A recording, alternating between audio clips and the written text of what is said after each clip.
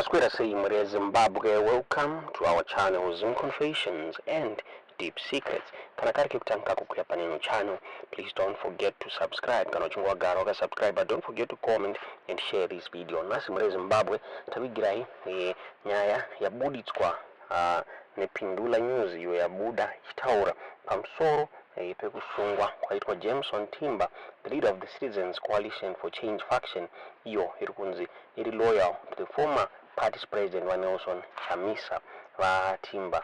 He is the chief administrator of a CCC faction.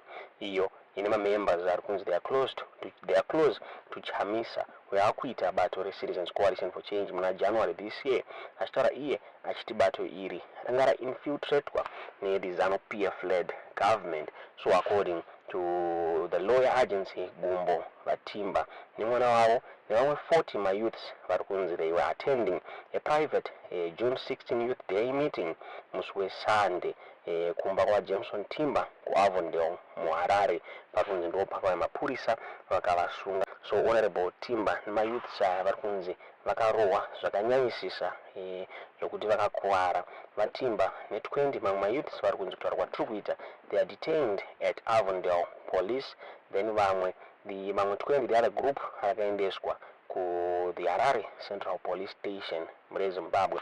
So the lawyer akabuda achiti, we demand the immediate release of our champions because they violated no law. Their arrest is a human rights issue. So 8th day is a national holiday in South Africa. Iyo inaitwa swa June 16 kurega. This youth day is in commemoration of the contribution agaitwa the young people contributed the struggle for freedom in South Africa. When zimswa June 16, 1976 wanachikoro wakamacho wachiprotesta ku Soweto kunwa iko kwakakonzeresa kuti kuite an uprising ku yakaita yakazolida uprising yakazolida kuti South Africa iwanikwe ichisununguka from apartheid mure Zimbabwe.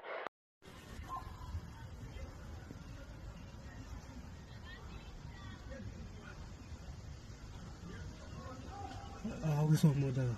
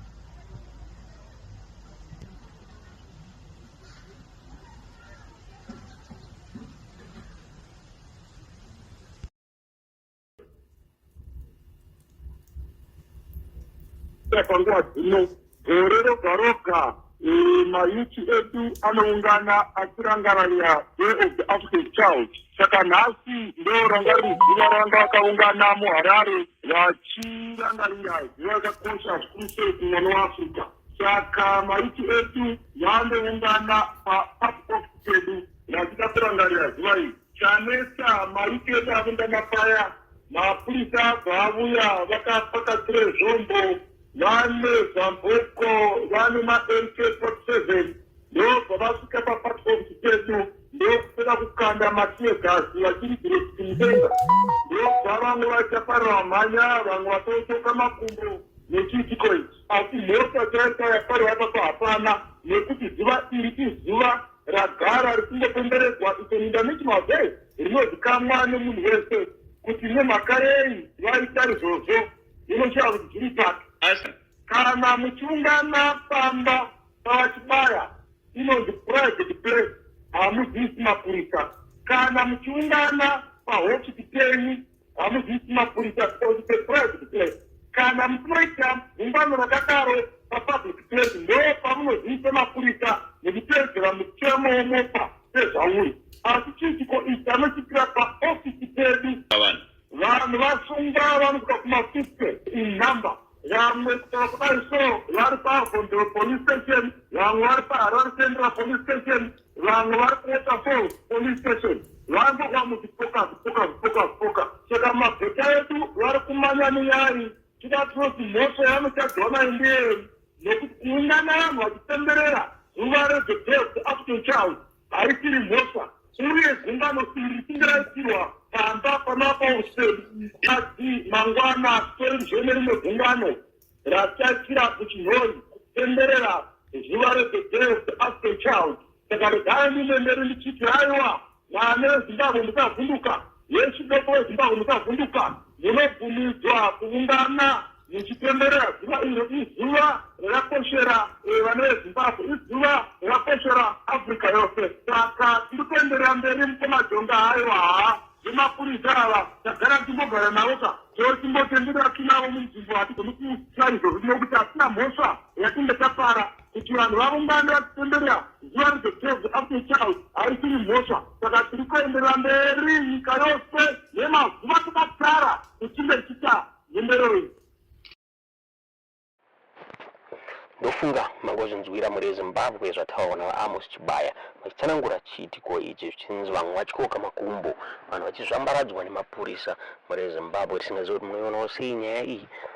Pachema vachiti pakanga matiye gas hanzi akasike kutanga chiitiko chakadai chichiitika zvichinzi CCC ida kutraya kuparadzwa zvachose muri Zimbabwe. Chiitiko chaitika zvakare kuBulawayo. The CCC faction YaChamisa iri kunzi yanga ichida kuholda this event zvakare, asi polisi iri kunzi yavarambidza. Toti mungonzo zvataurwa nevatsigiri vaNelson Chamisa kuBulawayo pamusoro pechiitiko ichochi. Muhammadza zvamuri kufunga pamusoro penyaya iyi mucomment section.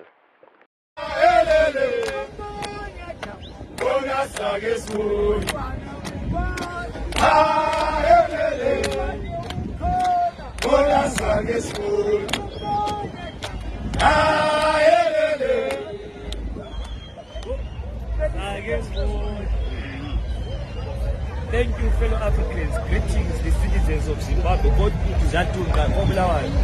We as the young people having a collective effort to celebrate the Day of an African Child, which identifies us as young people in Zimbabwe, regardless of political affiliation. Silapho going to be Zatunga njengabontanga, where we are intending to celebrate and also remember the comrades who came before us, fighting for freedom and justice in South Africa in 1976. Fighting against oppression, fighting against the repression from the dictator. We found ourselves here today in a situation which we thought the regime in Salisbury will try to make sure that we ushers in grievances of young people in Zimbabwe, but instead they continue with their oppressive nature in our issues. So Slabo going to speak a press briefing to the people of Bulawayo, to the people of Zimbabwe on the status of the young people in our country. So I'll leave this platform to Honorable Pasho Raphael Spanda to give updates to our people in Zimbabwe. Thank you. Thank you very much. Greetings to revolutionaries in the world. Greetings to everyone. We are here as the young people in Bulawayo.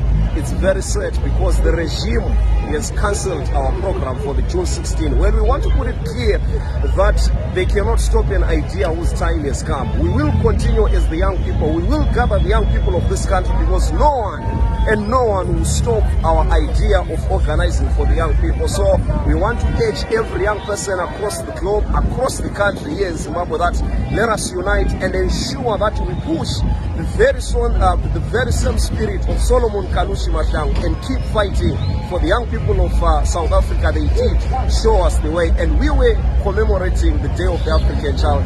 Aluta continua. Thank you very much. Amen. Thank you very much.